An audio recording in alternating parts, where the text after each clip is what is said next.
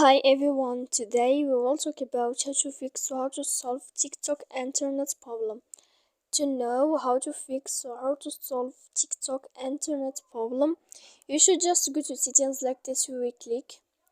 After that, in this page, you will go to apps, default apps, app settings. When you will see this list, you will go down to find the application of TikTok and you will enter.